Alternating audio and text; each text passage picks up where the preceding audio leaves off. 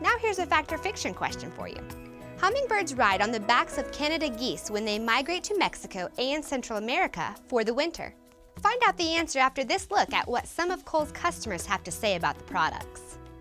Kohl's does get eaten, and it's a lot more value for our money if we're going to be buying some bird seed. We like to see the birds eating it. I don't know what kind of seeds are in there, but I just know it works. The birds, as well as my creatures, like it better than others.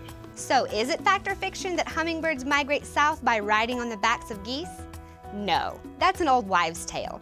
But it is true that hummingbirds can fly backwards, sideways, and even upside down. So who needs to rely on geese when you can do all that?